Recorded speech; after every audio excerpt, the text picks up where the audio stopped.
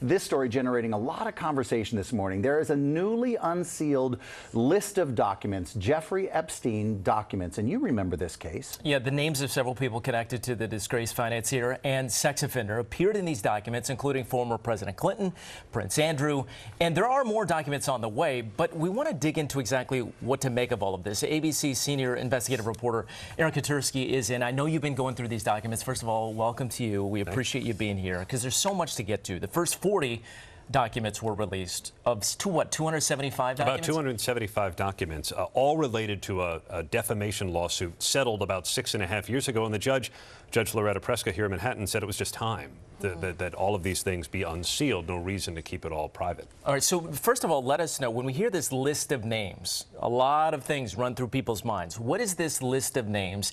And then was there any big headline that came out of the first 40 documents? So there's no list per se. Okay. The names have surfaced in deposition transcripts, in motion papers from lawyers, from response papers from lawyers. So it's not like a list came out of a bunch of papers. It's not like a little black book, right? No, it's not a little black book. It's not the little black book of Jeffrey Epstein. It's not a client list, but it is a list of it is a compilation of documents that contain a bunch of names, dozens of names of people associated with Jeffrey Epstein over the years. Some of them bold-faced.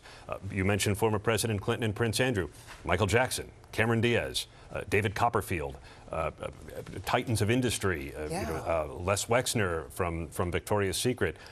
All these people mentioned as people lawyers wanted to talk to in the course of this defamation lawsuit, not because there's any new allegations here of wrongdoing. Now, does this information that come out, does it add fuel or give fuel to any future lawsuits? Sam, it certainly reminds everybody of the company that Jeffrey Epstein kept, and I think it does shed light on kind of Epstein's world, you know, and he had this relationship with Bill Clinton.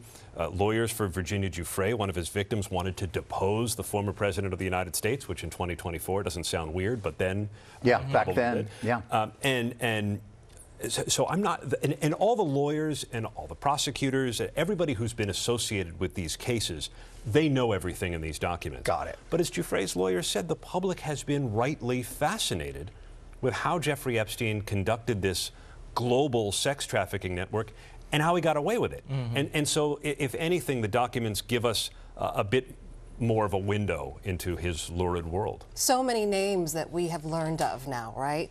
What about the names that haven't been revealed? Those names that, you know, we're able to stay anonymous. Who are those people, and how is that possible? At the moment, there are only 2 names that are not being released at the moment. The judge did give people time to object, and she is entertaining objections from 2. One of them, identified as Jane Doe number 107, is a woman who says in the country where she lives, she could face some pretty serious consequences if her name were to be associated publicly with someone like Jeffrey Epstein. So the judge is going to hear her objection. But otherwise, the judge said it's just time. And most of the people have been at least publicly available if you wanted to look, or have had their names associated with Epstein for a long time. Now, there's some stuff in there that's probably not so flattering. In one document, there's some deposition transcripts that become unredacted for the first time, and a woman who was one of Jeffrey Epstein's accusers says that Epstein once told her that Bill Clinton likes him young. Now, what was she talking about? What was the context? Does that even matter? Was Epstein kidding? I mean, it's double hearsay. So again, it doesn't mean anything, but it does give you a bit of a window into the kinds of people Epstein was keeping in company. Aaron, thank you so much for bringing us this information. I know you'll stay on it. There's more information to come out of this.